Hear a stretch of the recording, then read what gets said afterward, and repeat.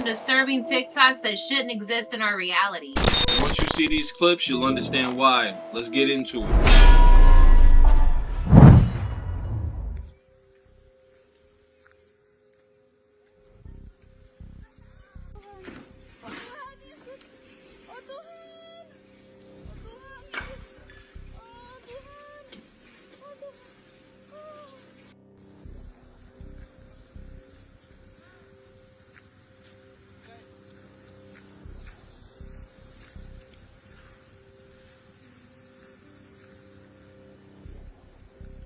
What is this line showing up and why is it around all the fires?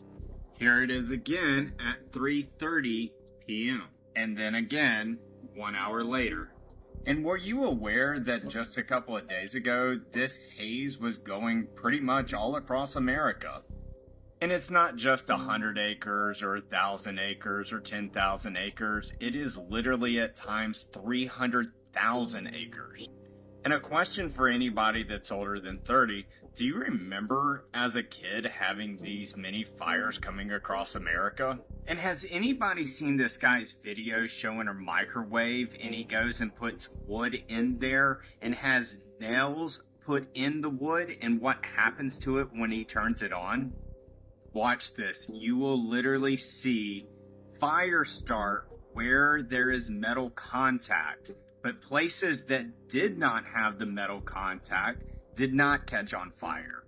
Yet here we are wondering what this is showing up. Take care. God bless. Toodles. Yeah, that's interesting because I remember seeing a video back a couple months when there was these fires going on, and people were highlighting on these markings, these lines and odd patterns. Almost looks like a beam of light shining through. Some believe that's a weapon being used. Human meat. All human. It's all human.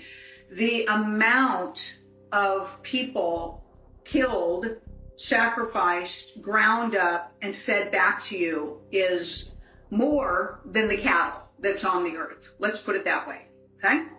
We would steer clear of any type of ground meat unless you literally are getting it from a farm where they process their food right there and then, in which case, really it's usually a farm. They've got a little store there. They've got, their own package system, their own meat system. Short of that, we wouldn't recommend any type of ground meat to be consumed if you're concerned with whether you're participating in cannibalism or not.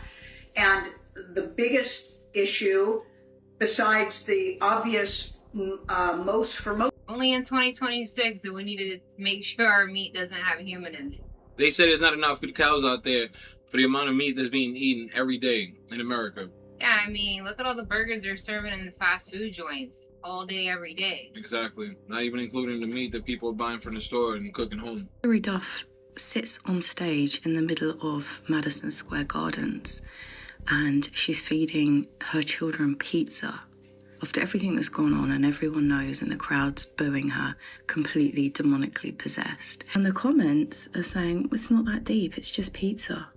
And I noticed that she happens to look considerably like Kamala Harris. Are they the same entity? Is it just a mask? And when I point these things out, I get literal death threats in my inbox. An Italian politician who was talking and all of a sudden his voice changes and sounds completely reptilian, demonic, something. Parar por aí. Já estão encomendados. Tem que pedir uma pastilha. Já estão encomendados. And again, the comments under that, oh, he's just got something in his throat. You're all crazy, you're reading too much into it. And then you look at Mark Zuckerberg, who every time he turns up, his ears are different. Earlobes cannot change. You've got some earlobes that are stuck to the head and others that are not stuck to the head. How can you turn up with different places with different earlobes? How many little things can you point out and keep dismissing before you realise something is not right, something is going on?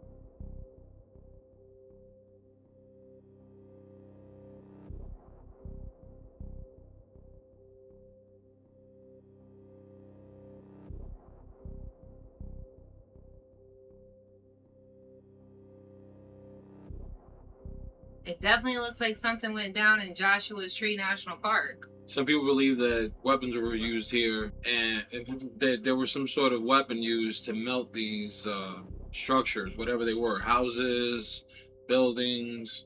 Yeah, because you could see like little bricks within the stones, like as if there was some type of homes there before they got melted. That they don't want anybody living out in the boonies. Anybody that's got a couple of acres of land and his own water supply and can grow his own food and that kind of thing, or have some sheep or some chickens, these people are a threat to the collectivist society, because they aren't going to go to the politicians and say, please feed me, please clothe me, please give me shelter. They tend to be independent. Do you think Ted Owens was an alien? This is a guy who could point his finger and lightning would strike where he pointed. And he said to me, this is going to be one of the biggest UFO sightings ever. He said it will be seen by hundreds of people. And that happened about 4 days later. That is crazy. Ingo Swann claimed to have used remote viewing to travel to the moon, where he believed there were aliens who forced him off. Thinking aloud. Hello and welcome. I'm Jeffrey Mishlove. I'm here with one of my heroes who has hosted for the last few decades one of the most incredible shows. I recently interviewed people who suggest that the intention is to build a civilization where humans and aliens will be living together. The ancient gods, the Anunnaki, performed genetic experiments on our primate ancestors. It seems like a lot of religions, at least at their sort of more esoteric core, were centered around the liberation of the soul from the body. I would only qualify that by suggesting that while we use language that says the soul separates from the body, it might be almost the opposite. It might be like going deeper into the body. Have you ever had spooky things happen to you? Christmas Eve, 1985, I got a phone call from Ted Owens. And in his big booming voice, he said, you have to notify the U.S. government not to send up the next space shuttle. Because if they do, my UFOs are going to knock it right out of the sky. A few weeks later, the Challenger explosion occurred. Flight dynamics officer, that the vehicle has exploded. That is wild. Pretty crazy the stuff you can find when you're going down the rabbit hole. Gerard Butler commented on this video of mine about giants making giant doors. He asked, where are all the giant bones? Great question. Allow me to explain. In 1916, outside of Syracuse, New York, they found 68 giant skeletons that had horns on their heads. In 1934, in India, they found a 31-foot tall giant skeleton on a riverbed. Now, the newspaper the next day reported that it was a mistake. It wasn't the skeleton of a giant human. It was that of a giant monkey. I guess it's King Kong's grandpa. This is what a 31.5-foot tall giant skeleton looks like. Now, a 31.5-foot tall giant skeleton wouldn't fit through these doors, but it would fit through these doors. Here's U.S. President Abraham Lincoln talking about giants in a speech he wrote in 1848. He said, our eyes gaze upon Niagara like that extinct species of giants did, whose bones fill the mounds of America. I found this, the libraryofcongress.gov. Here's a link. You go there, they have all the newspapers going back to the 1700s, and you can search them. When I search giant skeletons, it comes back with 190,000 results. Now, this has all been for entertainment purposes. So I would never say giants existed because there's no proof. Jerry, thank you for your comment. I appreciate it. If you guys made it this far in the video, thank you. You're awesome. God bless you. I'm Joe. This is Alternative Theory. Interesting what Abraham said about the giants being buried under the mountains of America. What? And I remember in several of our other videos where people have talked about all these different mounds around in their states. Yeah. Who knows? Maybe those are actual graveyards. Interesting how they don't teach us that in history. It seems like with all the books they've been burning and getting rid of through the ages, they've just been doing reset after reset after reset. Yeah. So we really don't know anything. We're not even scratching the surface, guys. No, the focus has always been on giants. But what if there was a race of much smaller people than even us? Because this mysterious mini village was found in the mountains of Yemen. And there's no way that you're going to tell me that these little mini villages were made for kids to play with. Because throughout history, there has been documentation of people that were way smaller than even us. And that's even according to Egyptian drawings. And what if it was vice versa? Us thinking these are drawings of people next to giants. But in reality, it was just regular people next to much smaller people. I mean, think about it. There's so many parts of the world that we've not seen with our own eyes. So for all we know, this tiny little village does exist in Yemen. I guess those gnomes do exist. And he had a point with the pictures of us looking at the Egyptian art, right? We're looking at them like they were giants, but maybe they were just regular people with little people. I get that, and that might be true to an extent. But then there's the other part where I've seen paintings of an average sized person or people standing next to giants. And the only reason I believe that it was a giant or giants is because they showed them next to their heads of the giants were right there next to the top of the palm trees. Yeah, so they're real tall. Yeah, I don't know when's the last time you stood next to a palm tree and your head was like head level with it. Never. But then there were some paintings as well where it had like 3 different sizes of beings. Yeah. So maybe those little people were living in these villages, and you have the regular sized humans, and then you have the human giants, then you have the titans, and I mean, it seems like the list just keeps going. We had members of a group that claimed to be from the planet Arcturus. They all happened to be blonde-haired and blue-eyed, come from very wealthy families, and gone to Ivy League universities. Strange aliens among us. This is what they had to tell us on the January 20th, 1988 program of People Are Talking. Arcturus, but you don't have one in Secaucus. To whom? To whom do the changing thoughts that you're presenting to this audience appear, Richard? This is phenomenalism. Americans, you are being... Frederick? You're going into the most crucial period of Earth history, starting in May of next year. The terrible earthquakes, the storms that will beset humanity, the financial disasters. We must warn you. We're here to warn you of these things. We are sincere. Okay, so you're saying next year... phenomenalism and 5 and dime store stupidities, Richard. I talked to you behind the scenes about this. Did you hear what he said? Like, why are you playing stupid, Richard? I talked to you behind the scenes already. I had to check him real quick. This is crazy. I mean, this was on a TV show in 1988. I've heard of the Arcturian Council. They did seem like a little different looking human being. Wow. What's your thoughts on this one, guys? Think this is legit or you think this is fake? Let us know in the comments below. Okay, you need to hear about what companies just sold out or got bought out, which could be formerly your favorite health brand, which is now owned by like PepsiCo or something. And there's 4 of them I want to show you here. And you can be informed and make this choice afterwards if you're still going to buy from them. But personally, I saw what happened when Bragg's got bought up and, you know, the apple cider vinegar. Anyways, check this out. Starting with Annie's, which was literally a nice organic like craft dinner. And I bought a bunch of it during smokeyzsweetlips thinking, you know, stock up. And then I found out it has a ton of microplastics in it and gets bought out by General Mills. And then they had to pledge to purge a class of chemicals from their mac and cheese. Next, we have, unfortunately, Siete Foods, which was started in Austin, Texas. And look, I don't even blame these people. Like, these are the founders. They might have got offered, I don't know, let's find out, $1.2 billion. So look, we can all say we're high and mighty, like Bob's Red Mill.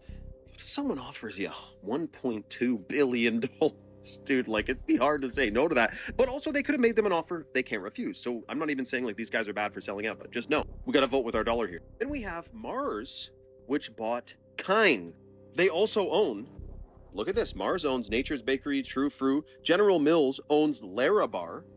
Simple Raw Fruit, is it though? And when 12 companies own 550 plus consumer brands, we got to be Googling this stuff before we buy another product to know if it's being acquired. And it's not to say as soon as General Mills owns something, it turns into complete unconsumableness.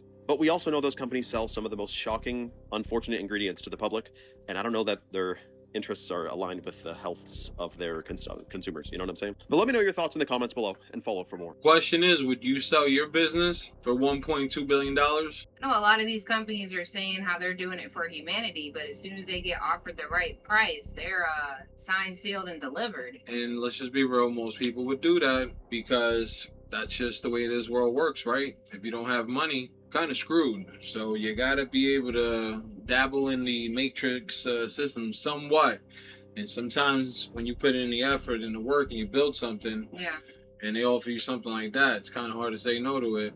Crazy thing is that these people or these companies buy these brands out and then just stay rolling with their name. So we think everything's still normal until you go and do your research and find out, oh, they've been bought out and the ingredients have changed. Really? What really matters is just the people that are selling out, because the same thing like with these data centers, like these people are selling their lands. And that's probably how it's always been through the ages. Like they say, money talks and bullshit walks. Iran's planning something big, huge, while at the same time, deep state cabal is also planning something huge. A flag that'll fly ever so falsely. Super duper big flag. Spirit compares it to 2001 in New York City. So something big's coming, friends. We all know it, we all feel it. And actually, I only did a few videos in the month of July because I was traveling. And I found it interesting that the video that got the most pull was something big's coming. Because we all feel it, we all know it. We know something's coming. Also, the shift that just happened with CERN, you know, the Hadron Collider that shut down, but there was a time shift that happened. I'll talk about that on my next Tuesday show. I mean, there's no doubt about it that we all feel it in the air. And maybe because we're all interconnected, right? Exactly. And the same thing could go the opposite way. We could all be projecting different thoughts, a world where, let's just say, it's a utopia, right?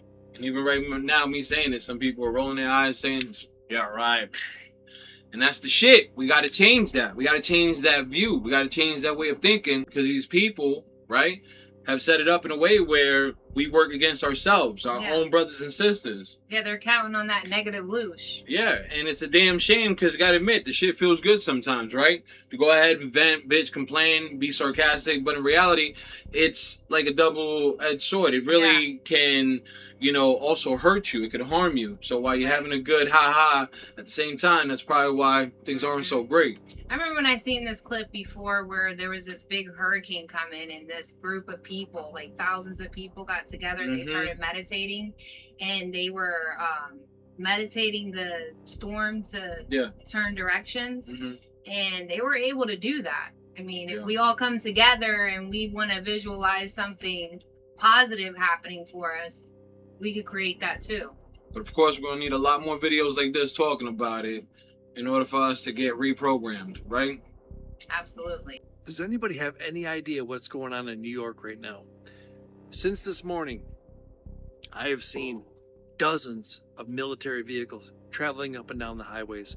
I'll actually post a little video of, there's a fleet of maybe 6 or 8 military vehicles right now currently sitting on the side of my highway. And they've been sitting there for like 4 hours, just sitting there. I don't know why.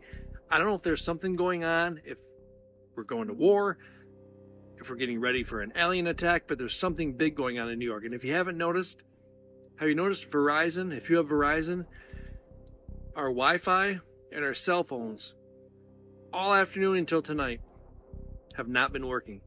No Wi-Fi, no internet. If you call Verizon, they say there's absolutely nothing wrong. There's no known issues with our phone service right now. So, military personnel going up and down the highway like they're looking for something. Wi-Fi's out. Cell phones are out.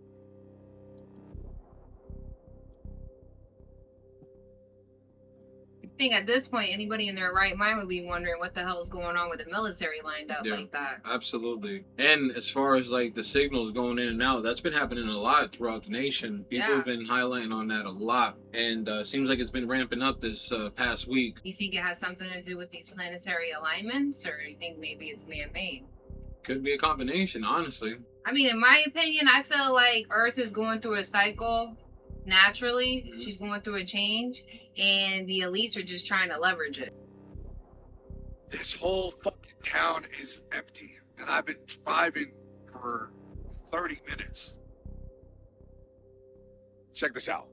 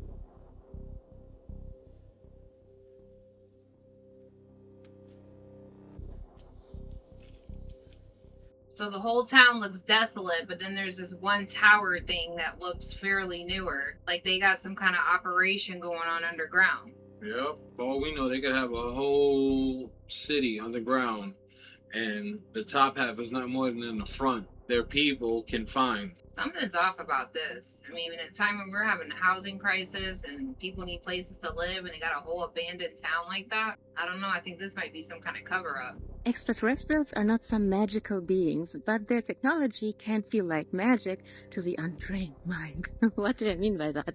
Okay, let's look at the 1300s, 1400s. If you would have shown people in the 13 or 1400s a smartphone, they would have thought that's magic. And based on their judgments, then they would have said that it's demonic or angelic, it's good or bad. If you saw a UFO, you would think, or let's say feel, that it's somehow magical. And even the abilities of beings that are extremely technologically advanced would feel like magic. The same goes for telepathy or experiences with ghosts or the paranormal. We're very fast to say that these experiences are magical or woo-woo and somehow supernatural. There is nothing more natural than those experiences, but science isn't finished, and so we can't explain them yet. We are working on it though, and if you want to help expanding our understanding of these things, you have to help demystify them, which also means you have to acknowledge these occurrences first. And I wrote a whole article and free guide that explains how you can distinguish between real paranormal, we already clarified that, right, experiences and probably wishful thinking or something entirely different. If you want to learn more about it, drop Prism in the comments and I will message you the link. Yeah, if you was walking through a village back in the days with a smartphone, taking pictures, showing people talking on that device, your ass would be hung. Yeah, they'd be saying you are doing some kind of witchcraft there. They'd be burning your ass at the stake. We don't understand what's going on, and that's really sums history up right there. A lot of people have been taken out because people didn't understand or didn't have the knowledge that they had, right? Everything I ever wanted, I've gotten. Every single thing. And the way I did it will make you think that I am insane. If I told people close to me that I do this, they'd say, lock this motherfucker up. Straight jacket. He lost his mind. But I don't care because it works. Now, I don't know why it works. If it's God, the universe, placebo, quantum physics, I have no idea, but I don't care. All I know is it works. When I really want something, I don't say I want it. I flip it and I say that thing wants me. Like my car, I don't say I want that car. I said that car wants me.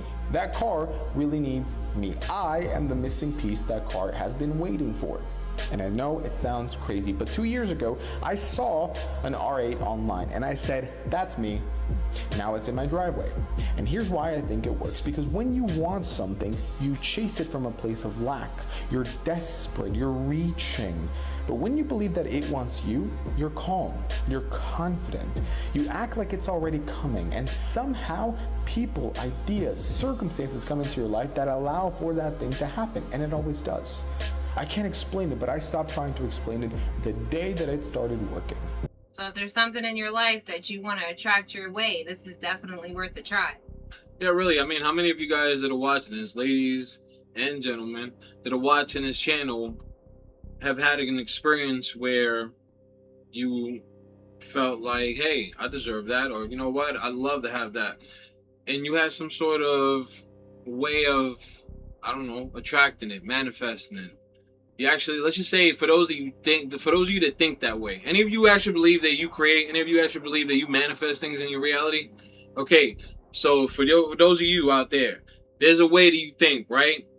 You know that when you don't want things, you just detach, right? The law of detachment.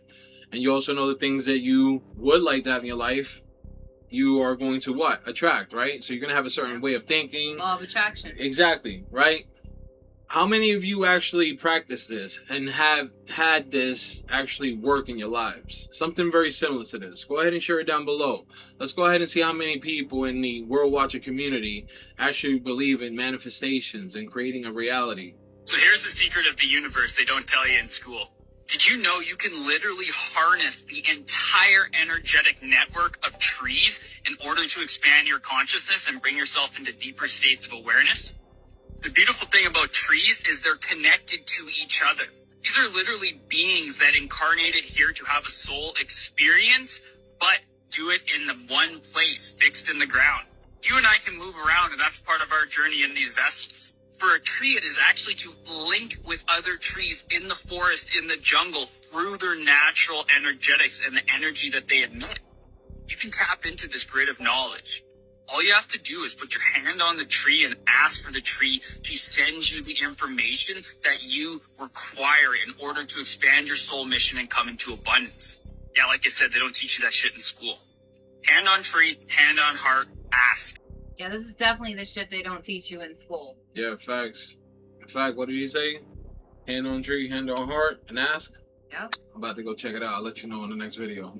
In 2003, the CIA declassified a notorious document called the Analysis and Assessment of the Gateway Program. In this document is a section about patterning, and patterning is manifestation using the holographic universe principles. It is the most effective way to manifest that I've ever found, and I'm going to tell you in this video exactly how to do it step by step. So check this out.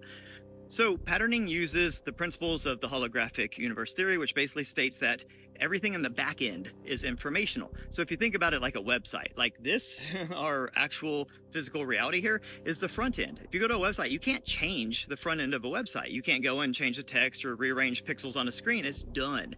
And that's how reality is here. This is downstream. So to change things, you have to log into the back end, just like on a website.